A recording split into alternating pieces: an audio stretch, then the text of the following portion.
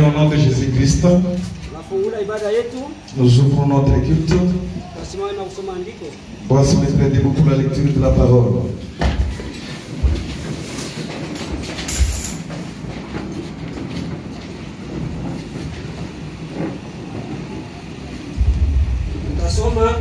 Nous allons lire 28 jusqu'à 29.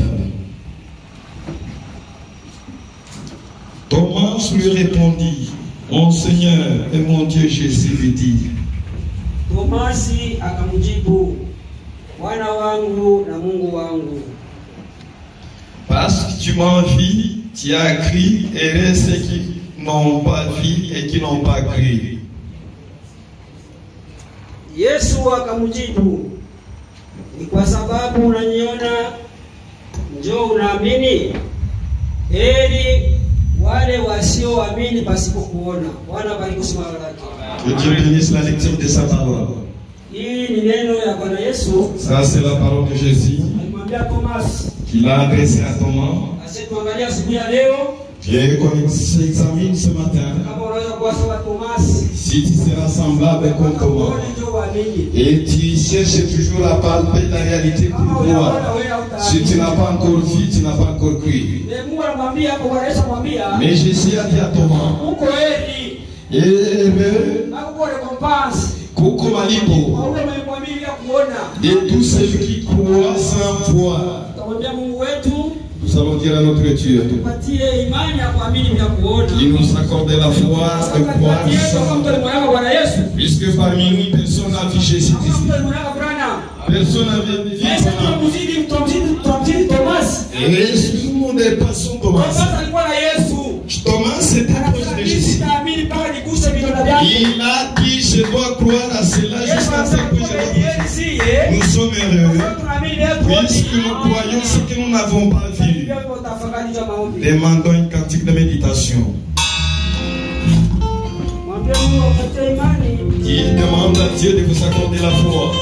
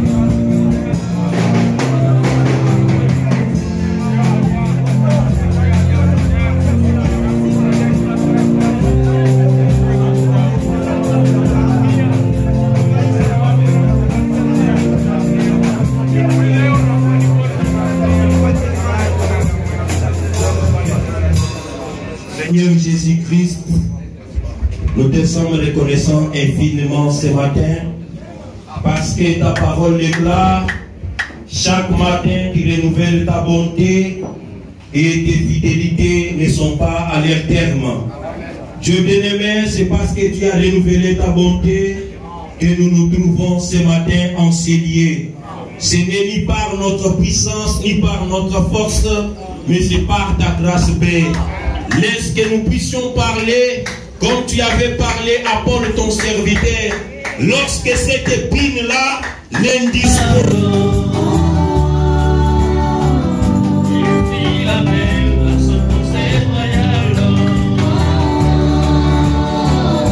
Faites-moi quelque chose qui pourra me protéger. Contre toutes ces calamités, les conseils des conseils, élégance, au-dessus de laquelle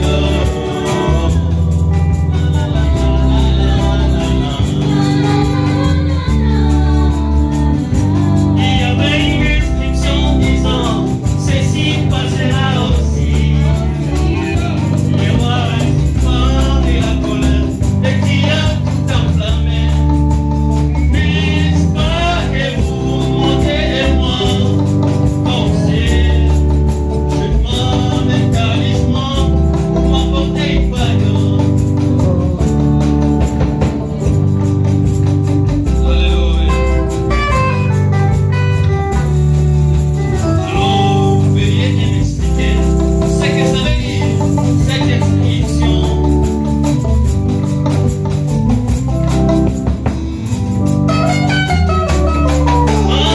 Mangez ces quoi qui vous arrive ici-bas. Il y a eu le vent de tempête dans votre vie. Il y a eu la crise économique dans le royaume.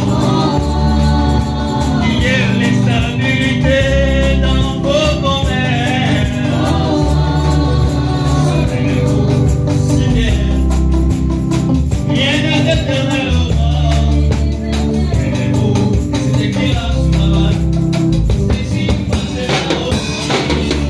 Ceci passera aussi. Ceci passera aussi.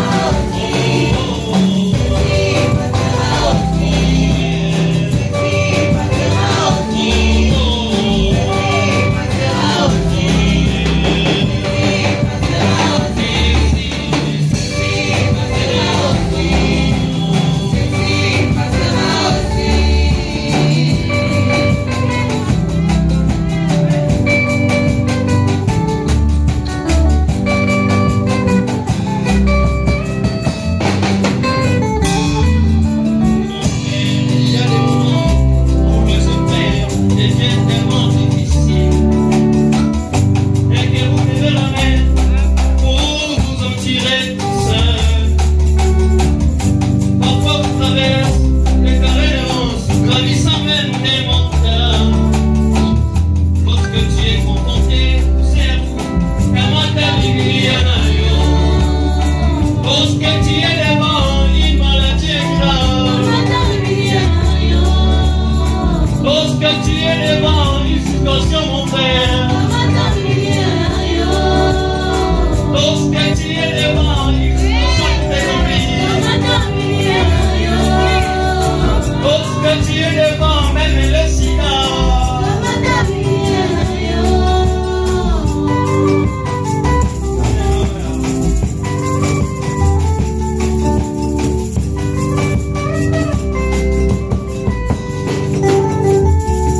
oh, ceci passera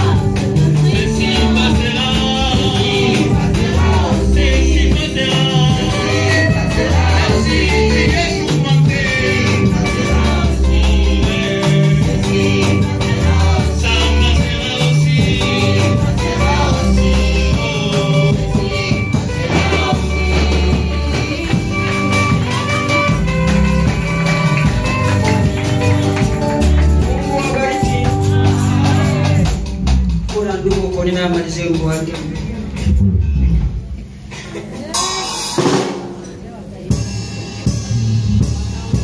Mungu awabariki. Mimi napenda mambo wanasema quartier general. Msikia mtumishi wa Mungu anasema atasimama pale. Na mwile wimbo wanasema Dr. Kasembe. Afeni atufundishe message. Tunapenda tuimbe na furaha.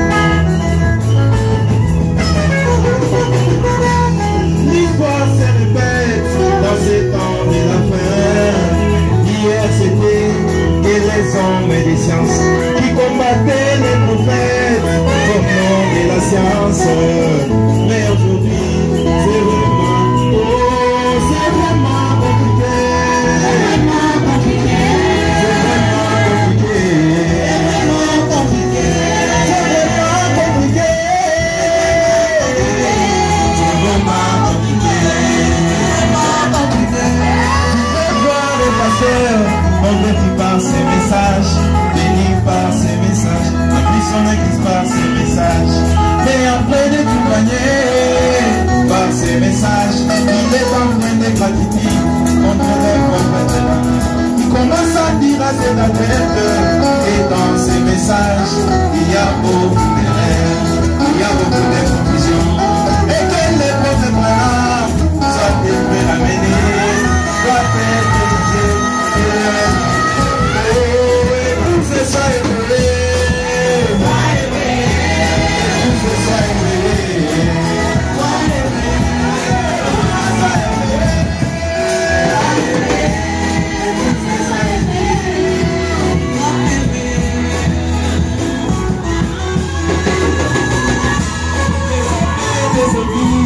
Selon les dénominations, les notes de ces messages, et c'est la jamais dénomination. Nous avons des portes d'étage, c'est William et Branham. Nous avons mis sur notre Twitter, c'est les messages de Dieu.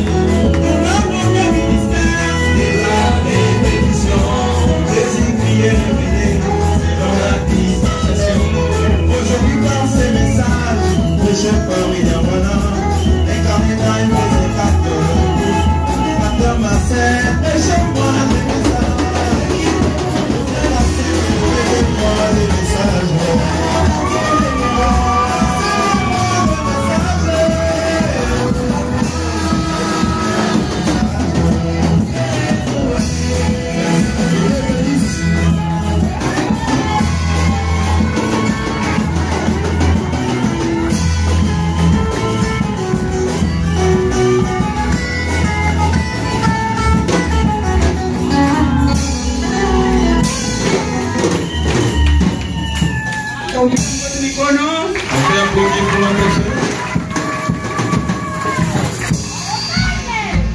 Tuko na ushuhuda wa moto kutoka mfupi.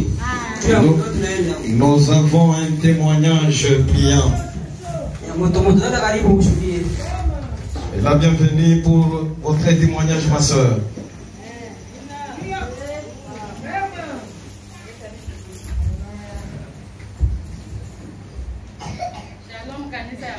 Je ne peux pas m'être ou être ingrate devant Dieu. Mungu alifanya vitu visiwezekana na vifanya vinawezekana. J'étais enceinte lorsque je suis arrivé lors de l'accouchement. Les médecins m'ont déclaré que ça sera impossible et tu ne dois pas accoucher. Et je me suis demandé, j'ai demandé aux médecins qu'on passe à l'écho pour qu'on vérifie qu'est-ce qui ne marche pas.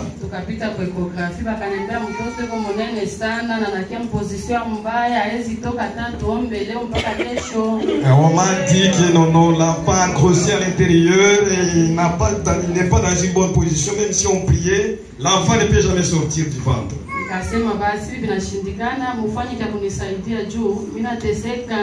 Je me suis dit, comme c'est devenu impossible, faites quelque chose pour que ça puisse un peu m'aider. J'ai beaucoup souffert. C'était déjà 17h30 et on s'est appelé pour l'opération.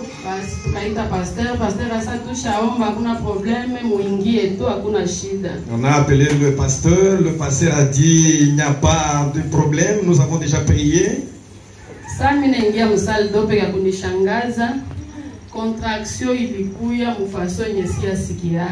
Quand je suis entré dans la salle d'opération, il maumivu ya uchungu ilikuya yenye ambayo sijawahi kuisikia.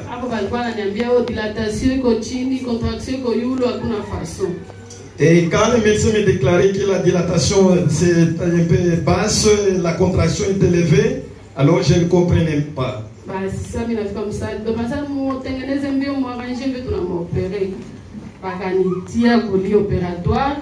Akanitia katika kitanda cha upasuaji.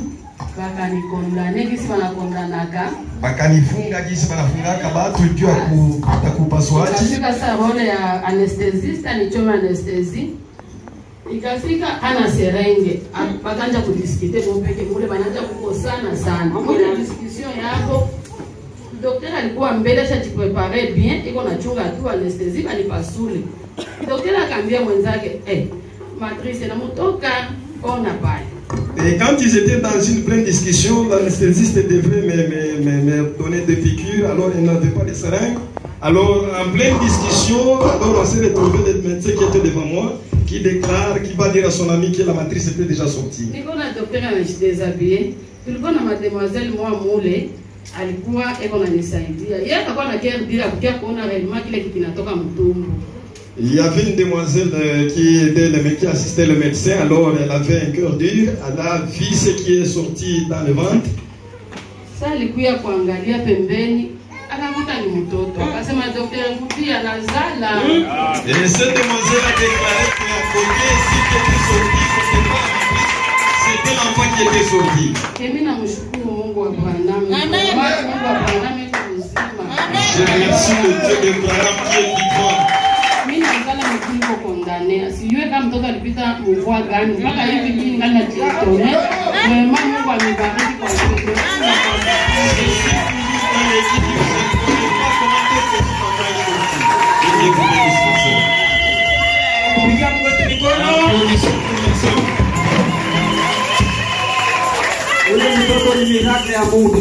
Et cet enfant ni miujiza ya Mungu peke yake.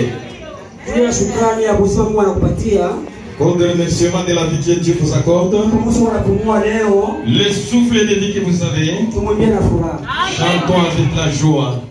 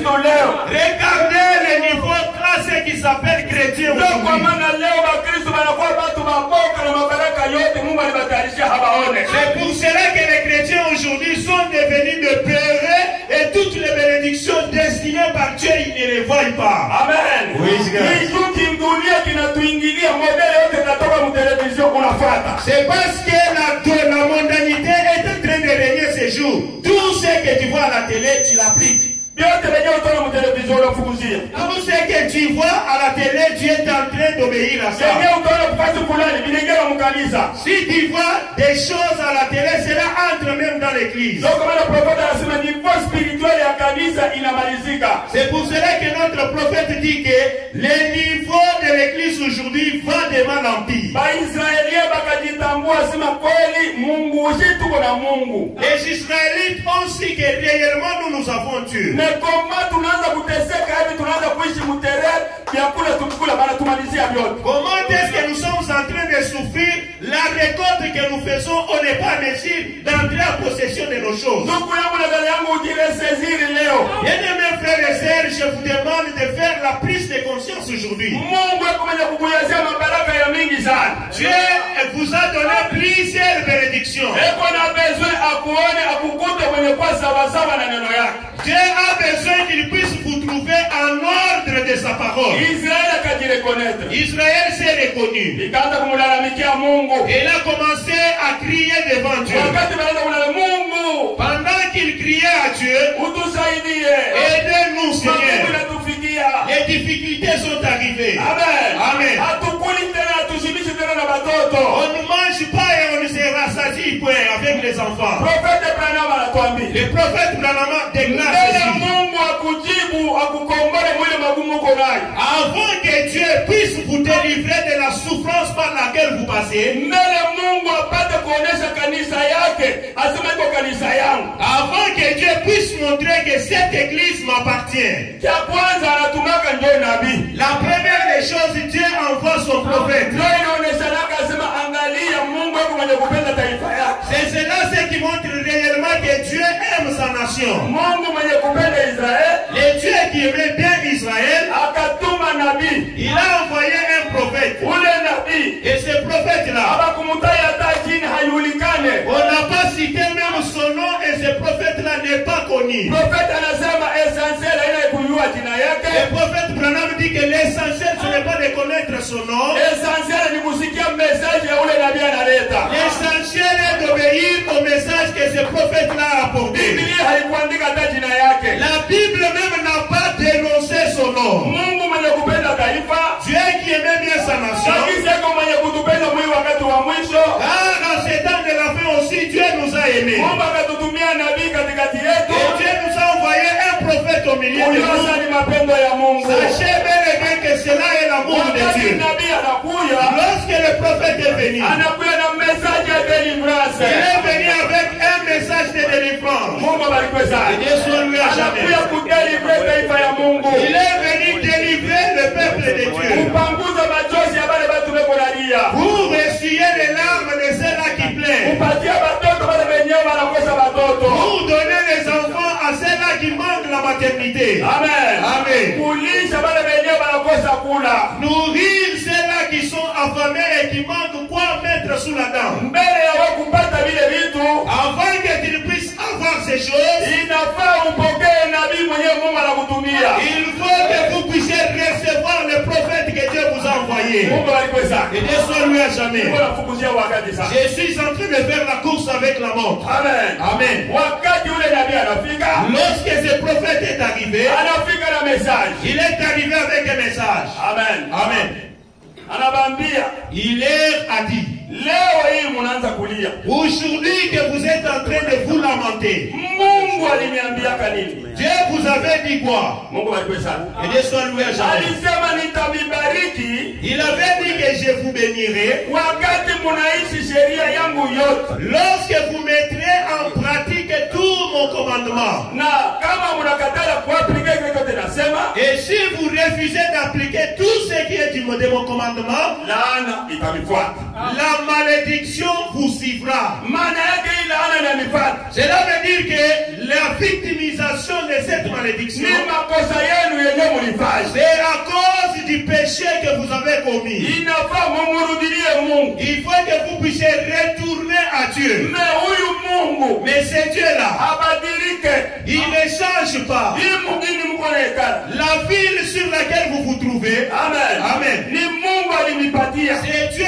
qui vous les a confiés. Mulikuta nani mashamba yenyewe mwa mkulima. Vous avez trouvé les champs que vous n'avez pas cultivés. Kulikuwa watu wengine ndio walilimaka hii Il y mashamba. avait un autre peuple qui avait cultivé ces champs. Kulikuwa watu wengine ndio walianza kufuga. Il y avait d'autres personnes qui étaient en train de faire des Ndiye élevages. Mungu tu kumipenda. Mais moi, Dieu, à cause de mon amour, Nafukuza mafalme yote ilikuwa pale juu ya mjenzi. j'ai chassé toutes les nations qui occupaient ces terrains pour que vous puissiez vous installer. Mia Mungu nabakia unaone Mungu. Moi, je reste ce même Dieu-là immuable. Kwa sababu ya Mungu ni mwana huruma juu yenu. Parce que moi, Dieu, je suis miséricordieux envers vous. Wakati baba yenu walikuwa kumisi, Lorsque vos pères étaient en Égypte, waliweza kuteseka na fimbo ya Bamisri. ils pouvaient souffrir avec des flagellations des Mia Égyptiens. Mungu Moi, Dieu, nikaweza kumitosha kwa mkono wa je uwezo. vous ai fait délivrer de la main de la servitude égyptienne. Ni mukatoka. Et vous êtes sortis. Mia huyu Mungu Moi, c'est même Dieu na ici. aliweza kupasula bahari nyekundu. J'ai déchiré la mer rouge. Mia devant vous. huyu Mungu Moi, c'est même Dieu. nikaanza kumipatia vyakula kila siku usiku na mchana. J'ai commencé à vous donner à manger tous les jours, chaque jour, nuit et jour. Ndio kwa maana malalamiko yenu inafika. C'est pour cela que vos lamentations sont arrivées à Kila moi. mtu ajirudilie. Que tout un chacun fasse l'examen de conscience. Profeta anatuambia Le prophète nous dit, wakati profeta wanapeleka message. lorsque le prophète est en train d'apporter le message, Gédéon Gédéon, na baba yake avec son père, nabo bako pale bako nasikia message ya Mungu. ils étaient là assis en train d'écouter le message de Dieu. Yenye Mungu anawaambia. C'est que Dieu leur disait, Yenye Mungu anabarasire tena. c'est que leur Dieu les rassurait. Anasema nguvu yake haiyaisha. Il a dit que sa puissance n'est pas encore arrivée à son Eko terme. Mungu mwenye kuveille juu yetu. Il est ce même Dieu là qui veille pour nous. Na sie tuko taifa yake. Et nous, nous sommes sa nation. Wakati tu profeta anaondoka. Lorsque le prophète les a quittés, Mungu alipesa. Dieu soit lui à jamais. Ndio tunataka kufika mu mahubiri sasa. C'est là-bas où nous allons atterrir dans le sujet de ce matin. Amen. Amen. Mwikale tayari tunataka kufika. Soyez prêts, nous voulons terminer. Niko nauza tu wakati na napunguza vitu. Parce que je vois le temps me fait défaut et je synthétise. Amen. Amen. Profeta tu mkwisha kutoka. Après que le prophète ait quitté, Amen. Amen. Yeye Gédéon na baba yake. Gédéon avec son père, Mshamba. dans le champ, Eko naenda kuna pepula ngano. il était en train d'aller pour aller flâner. Amen. Amen. Pour aller flâner. Amen. Amen. Ile ngano eko naangalia huku na huku bamadia batakulia saka. Kama batakuya saka. Quand il fallait ce blé-là, il était en train de regarder à gauche à droite pour voir l'arrivée des Madianites. Mungu alipesa. Et Dieu soit loué. Jinsi alikuwa fidèle kusikia message. Comme il était fidèle en écoutant les messages. Profeta anasema alianza kumedite maneno ya nabii. Le prophète dit ceci, que Gédéon a commencé à méditer les paroles dites par les prophètes. Wakati profeta eko naleta neno, Quand un prophète apporte un ndio message, anajiuliza ule Mungu. il était en train de se demander, c'est Dieu-là, Unaona Mungu anaanza kutuambia kwa baba yetu. le même Dieu que dont nos pères nous parlaient. Jinsi profeta anatoka kukutuambia. Comme le prophète aussi vient de nous Angalia dire. hivi ndiko nafukuzia mbio baba watu washichomoke. Regarde comment est-ce que je me précipite avec le travail que je fais pour que je ne sois pas surpris. Profeta na Biblia anasema huyu Gédéon alikuwa mtu mwa très simple mulo alikuwa na kazi yake ni kulima. Les prophètes et la Bible confirment que ce Gédéon était un monsieur simple et son travail, il était un laboureur. Kwanza ukifuata historia yake ya Biblia alikuwa kote ya baba yake, maana yake inaonekana Gédéon alikuwa anakaa mnyumba ya baba yake. Quand nous suivons l'histoire dans la Bible, ça montre que Gédéon était à côté de son père. C'est-à-dire, il habitait la maison de son père et il faisait le travail que son père Petero faisait. alikuwa angaliki célibataire tu, mu Biblia yeye alikuwa ni wakati wa tutonja sasa tutaendelea utaenda kuona. Vitu vyote vilitoka ni kwa baba yake. Peut-être qu'il était un célibataire parce que quand nous allons scruter la Bible, vous aurez l'explication explication exacte. Niko nataka kukupa moyo ndugu yangu na dada yangu. Bien-aimé, je vais pouvoir vous communiquer la vie ce matin. Peut-être les gens vous déconsidèrent. Mais Dieu vous considère d'une manière exceptionnelle. À cause de la condition que vous avez pris pour écouter les messages. Regardez cet homme dans les champs de son père. Lui avec son père. En train de travailler ces blés-là. Ils étaient surpris de voir un vieillard. Amen. Amen.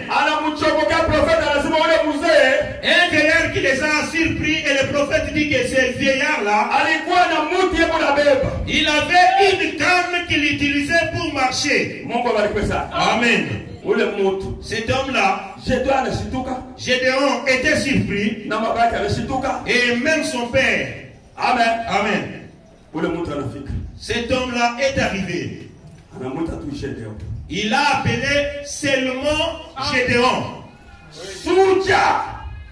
Vaillant. Héros. Vaillant héros. Je suis venu avec ton message propre. Qui es-tu? Il lui a répondu, moi je suis l'ange de l'Éternel. Moi je suis l'ange de l'Éternel. C'est lui qui suit où? L'ange de l'Éternel. Il visite qui? C'est lui qui a écouté le message du prophète.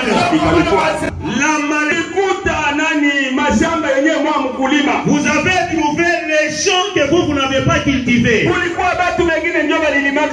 avait un autre peuple qui avait cultivé ces champs. Il y avait d'autres personnes qui étaient en train de faire des élevages. Mais moi, Dieu, à cause de mon amour, j'ai chassé toutes les nations qui occupaient ces terrains pour que vous puissiez vous installer. Mais elle disait toujours qu'il avait vu des personnes. Nous, nous avons la grâce. Vivons dans la parole de Dieu. Dieu a mis à notre disposition les anges qui doivent être à notre service. Cet homme est allé chez Branham. C'est ça, c'est que ma femme m'a raconté. Moi, je t'avais vu que celle en train de prier pour elle. Branham demande, c'est comme ça qu'elle a déclaré. Oui. Le prophète a dit, voilà, c'était l'ange. Elle avait vu l'ange. On puisse lire cet endroit-là. Amen. Et Dieu bénisse richement. L'ange de Dieu. Amen. L'ange de Dieu, le 4 mars 48. Paragraphe 10 et 11. Ses yeux, on dirait qu'elle était entrée en transe. Je l'ai fait passer, évidemment. Puis, j'ai quitté et je suis parti. Je suis revenu quelques jours après. Quelque chose est arrivé à ma femme. Elle parle comme si elle est délirée. Et je dis, qu'y a-t-il de mal? Il dit, eh bien, voici ce qui se passe. Il dit, lorsqu'elle priait, lorsque vous priez pour elle, on dirait qu'elle est entrée en transe jusqu'à notre retour à la maison. Et elle m'a demandé qui était autre homme qui se tenait là à côté de vous. Pendant que vous priez pour elle. Et j'ai dit, il n'y avait pas un autre homme. Elle a dit, oh, Si il y avait un homme en robe blanche avec nous, et il a répété, et il a dit, c'est l'ange du Seigneur qui est apparu. Amen. 12 et 3, 4. Gédéon. Regardez aussi Gédéon à son tour. Oui, ne pouvez pas entrer en possession des promesses de Dieu. Dehors. Allez vous reposer. Dans 32 000, il y a eu 22 000 qui ont été mis à l'égard. Beaucoup sont des péreux. C'est pour cela que nous ne voyons pas l'accomplissement des promesses de Dieu. La peur. Amen. Il y a pire. 2. Mungu anaangalia wanabakia 10 000. Dieu a regardé, ils sont restés au nombre de 10 000. Il a dit encore à Gédéon, passons encore au tamisage. C'est 10 000 ici, c'est encore beaucoup. Donc, comme on n'a pas la patate dans la batte, frère, tu n'as pas derrière Dieu à mourir, de moins. Où on a bayou? Il ne faut pas chaque fois être clochard. Tu montes à la montagne avec beaucoup de gens. Oh, nous sommes partis nombreux. Est-ce que toi, tu connais bien ces gens-là? Vous allez être frappé inutilement avec ces gens.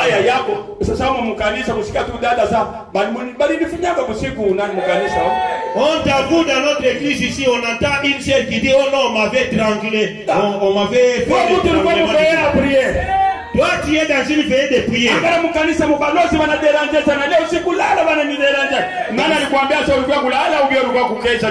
Dans cette église, on m'a beaucoup dérangé par les sorciers. Qui t'a dit que tu es venu prier, peureux? Est-ce que toi là, tu n'obéis pas au message? Alors seulement vite là. Amen. Amen. Le peureux. Et Dieu bénisse richement. Amen. Amen. Vivre la parole de Dieu. Vous allez lire ça dans la question-réponse sur les sceaux. Il y a le 24 mars 63. Du 24 mars 63. 217, 219. 217, 219 paragraphes. Amen. Amen. Dieu a dit, amenez-les à la mer. Vous allez les laisser à la rivière là-bas. Vous allez les tester. Allez faire le tamisage. C'est là qu'ils vont fouler leurs pieds dans l'eau. C'est là qu'ils vont lécher de l'eau comme lèche un chien. Il a pris la promesse qui lui a été donnée par l'ange de l'Éternel. Il a dit, cette promesse est la mienne. Et comme Dieu m'a confié cette commission, je suis obligé d'y aller. Amen. Amen. Croire aux promesses. Croire dans la promesse. Avant de croire dans une promesse, il faut faire passer ça à un test.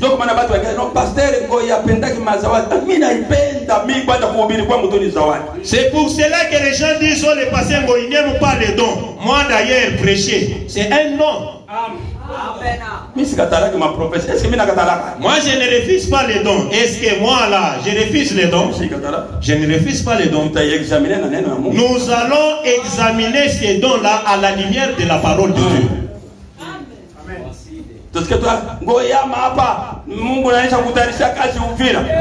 Tu viens avec un message qui dit, Pasteur Moïse, quittez ici, Dieu vous a déjà permis d'aller ouvrir une église à ouvrir. Est-ce que c'est une réalité? Testons d'abord ça.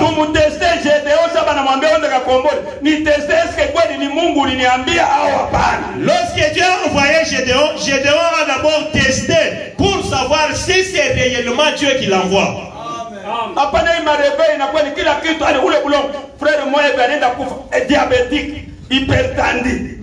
Ce n'est pas les révélations d'aujourd'hui. On vous donne une révélation. Mangez la terre battue ici. Il y a un frère qui est décédé comme ça avec un problème d'hypertension et de diabète. Une brique cuite. Toi tu manges une brique cuite. On lui dit prends cette brique cuite. Écrasez ça, rendez ça une poudre. Si vous rendez ça une poudre, mettez-y du sel. Et mettez-y du sucre. Un hypertendu prêt à faire l'AVC, prêt à faire les comas diabétiques. Et il a mangé ça. Et là le chemin s'est ouvert. Il a dit bye. Regardez maintenant la honte à cette église. Oh, l'église là nourrit du sel et du sucre quelqu'un qui était un hypertendu, un diabétique. Bien aimé. Même les infirmiers et les médecins, ils n'acceptent pas aussi des risques facilement comme ça.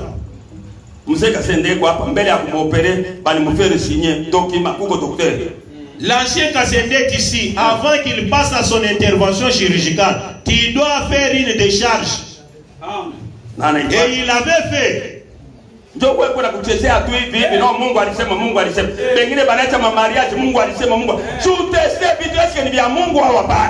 ça que tu te joues de nous. Oh, Dieu avait dit, Dieu avait dit. Certains ont abîmé leur mariage ici parce qu'on les a donné des messages. Quittez ce mariage-là et vous quittez sans tester. Testez toutes choses. Un frère là, c'est un bien-aimé de Lubumbashi.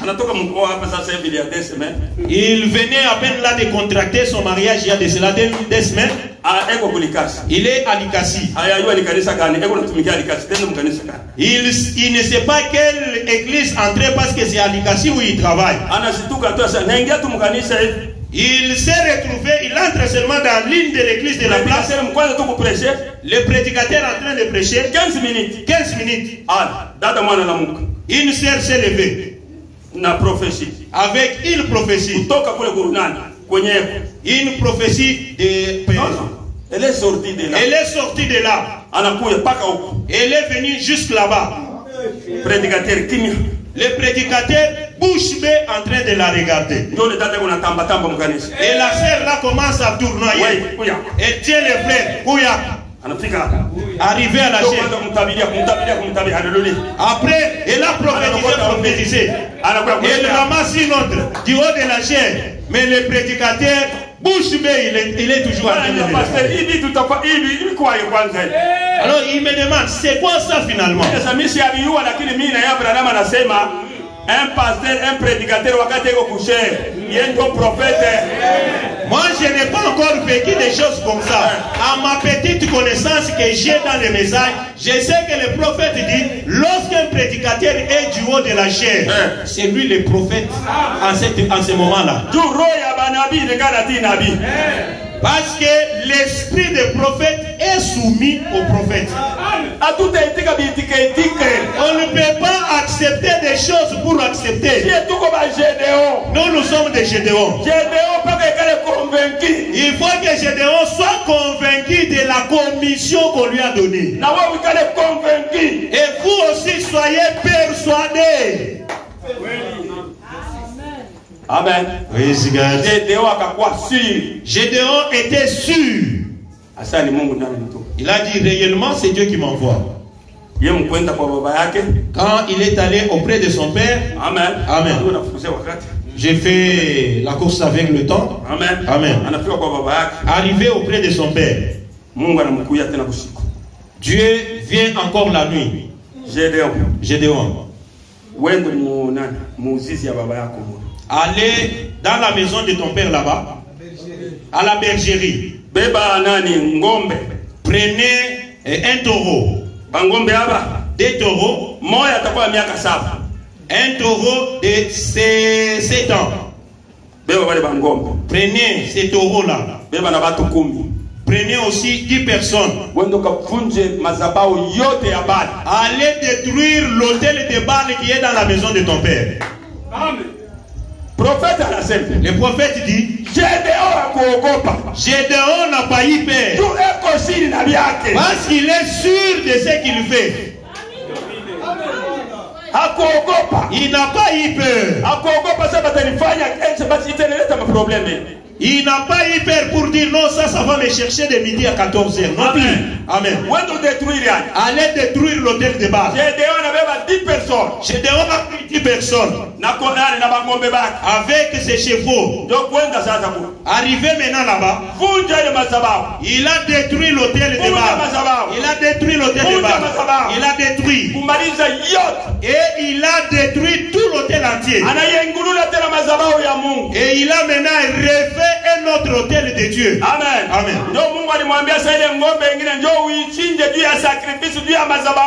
C'est pour cela que Dieu lui avait dit de prendre 2 taureaux parce que l'autre concernait le rebâtissement d'un hôtel à Dieu. Amen. Amen. Il a égorgé et il est rentré chez lui. Il a dit à son père, de l'autre côté là-bas, j'ai détruit l'hôtel de Baal. Le matin, la population se réveille. Il commence à regarder l'hôtel, tout renversé. Qui a fait ça? Qui a fait ça? On dit c'est Gédéon. Gédéon. C'est lui qui a détruit. Allons les chercher chez eux. Arrivé chez le papa de Gédéon qui s'appelait Joas. Le prophète dit que si vous êtes sûr et vous avez déjà testé et vous êtes convaincu que c'est Dieu qui a dit, vous croyez seulement et obéissez. Allez sans reculer. Son père a demandé qui a renversé l'hôtel. On nous a dit que c'est ton fils Gédéon. Il a dit oui, c'est lui qui a fait ça. Allez, amenez-nous Gédéon. Amenez-nous chéri Baal ici. Leur papa a dit,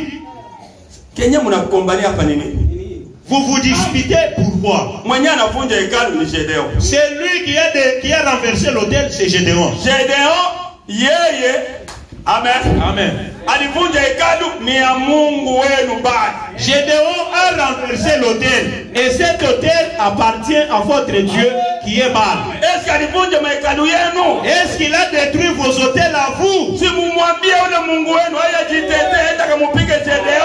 Dites à votre Dieu là, Baal, au lieu que vous puissiez le défendre, que Baal lui-même se défende. S'il va tuer Gédéon, qu'il le tue. Notre Dieu, on ne défend jamais sa cause.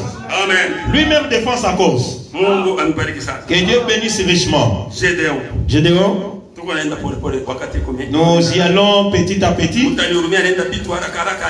Vous allez m'excuser, je suis en train d'aller avec les choses à la vitesse de croisière et cela ne va pas permettre aux gens de bien piger. Amen. Amen. Je vais pouvoir vous donner quelque chose qui va amplifier votre foi. Attendons la défense de leur Dieu. Et vous êtes tellement peureux, très effrayés. Dieu vous a dit, déménager ici, faites ceci. Amen. Regardez maintenant. Après avoir terminé, ils sont attendus et rien ne se faisait. Je vais pouvoir vous dire des choses qui vont vous aider. Toi qui as la foi, toi qui es Gédéon, il y a des choses que vous ne devez pas faire. Dieu a dit à Gédéon, quittez ici, allez. Allez maintenant délivrer Israël entre les mains des Madianites. Gédéon, un homme de test. Il a dit, je vais pouvoir prendre ces pots de bélier, les placer ici. Et le test qu'il a donné à Dieu, cela s'est réalisé de la façon dont il avait dit. Allez maintenant faire l'attaque. Gédéon a pris 32 000 personnes. Écoutez maintenant la foi. 32 000 hommes qu'ils aillent faire une bataille. Dieu a regardé. Gédéon. 32 000 hommes, ils vont faire quoi? Amen. Amen. Ils sont tellement nombreux. Que je fasse quoi, Dieu? Dites-les. Tous ceux-là qui sont des peureux, qu'ils rentrent. Le prophète Branham interprète le peureux. Amen. Il dit quoi? Il dit ceci. Amen. Amen. Beaucoup de gens, ils ne sont pas prêts et ils ont peur d'obéir à la parole de Dieu. Peureux, ils ont la peur. Dès que vous portez une correction, frère, les dons, on l'utilise comme ça. Donc ils me voient moins important sur ce, j'abandonne ça. Tu veux abandonner de servir Dieu. Pourquoi? Parce qu'on s'est moqué de toi. Peureux. Un peureux. Amen. Amen. Tu manques d'obéir à la parole de Dieu pour la peur, à cause de la peur.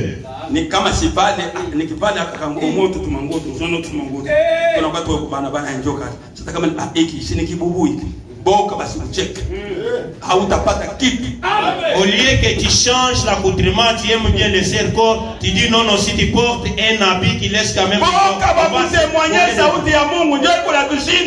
C'est la peur, le manque de témoigner la parole de Dieu, c'est cela ce qui nous manque.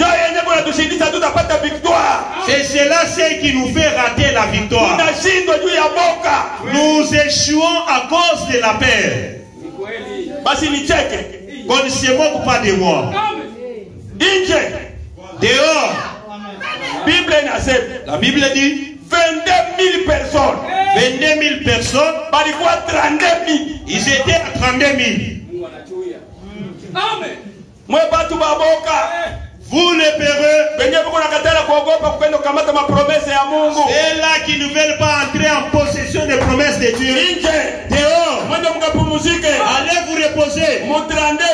Dans 32 000, il y a eu 22 000 qui ont été mis à l'égard. Beaucoup sont des peureux. C'est pour cela que nous ne voyons pas l'accomplissement des promesses de Dieu. Tu es peureux. Que le monde ne se moque pas de vous. Et Dieu soit loué à jamais. La peur. Amen. Deux. Dieu a regardé, ils sont restés au nombre de 10 000. Il a dit encore à Gédéon, passons encore au tamisage. C'est 10 000 ici, c'est encore beaucoup. Donc, kama napana kuigaiga, ono frère, leo tutafanya kikundi ya maombi, munafatana na watu. Frère, tutapanda leo juu ya mlima, ndio mwende. Wewe unabayu. Il ne faut pas chaque fois être clochard. Tu montes à la montagne avec beaucoup de gens. Oh, nous sommes partis nombreux. Est-ce que toi tu connais bien ces gens-là? Vous allez être frappé inutilement avec ces gens.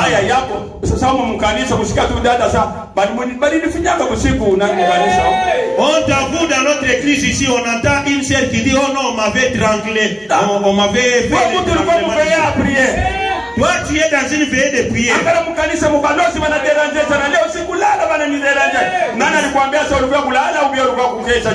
Dans cette église, on m'a beaucoup dérangé par les sorciers. Qui t'a dit que tu es venu prier, peureux? Est-ce que toi là, tu n'obéis pas au message? Allons seulement vite là. Amen. Amen. Le peureux. Et Dieu bénisse richement. Amen. Amen. C'est là qui ont la honte de vivre la parole de Dieu. Vous allez lire ça dans la question-réponse sur les sceaux. Il y a le 24 mars 63. Du 24 mars 63. 217-219. 217, 219 paragraphes. Amen. Amen. Mungu asante. Wende na maji. Dieu a dit, amenez-les à la mer. Vous allez les laisser à la rivière là-bas. Vous allez les tester. Allez faire le tamisage. C'est là qu'ils vont fouler leurs pieds dans l'eau. C'est là qu'ils vont lécher de l'eau comme lèche un chien. Amen. Amen. Vous allez les mettre de l'autre côté. C'est là qu'ils vont tomber dans l'eau, ils boivent avec des mains de leur côté aussi. Amen. Amen.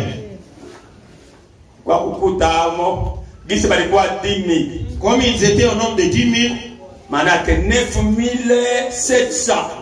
L'étamisage a donné 9700. À gauche. 300 et à 300 à droite. Vous les 9700, allez vous reposer. Amen. Amen. Vous allez lire ça. Âge de Pergame. Paragraphe 32. Que Dieu salue à jamais. Un homme qui est disposé à la prière en chaque instant. Amen. Amen. Et cet homme-là lui a dit que moi je suis l'ange de l'Éternel, envoyé par Dieu. Toi, Dieu vous a donné la commission de pouvoir délivrer Israël entre les mains des Manjanites. Les Manjanites qui les font souffrir. Amen. Amen. C'est lui qui a la charge de les délivrer, c'est vous. Amen. Amen. Amen. Gédéon, il a regardé. Comme toi aussi tu peux te considérer. Est-ce que Dieu peut m'écouter et Dieu peut-il m'utiliser moi ici? Amen. Amen. Gédéon a douté. Amen. Amen. Allez les mettre de l'autre côté. C'est là qu'ils vont tomber dans l'eau, ils boivent avec des mains de leur côté aussi. Amen. Amen. Comme ils étaient au nombre de 10 000, 9700. l'étamisage a donné 9700. À gauche 300 et à 300 à droite. Vous les 9700, allez vous reposer. Amen. Amen. Vous allez lire ça. Âge de Pergame. Paragraphe 32. Que Dieu salue à jamais. C'est l'épée de Gédéon. Gédéon est en train de venir de l'autre côté. Il n'y a personne qui tiendra devant Gédéon. Bien-aimés frères et sœurs,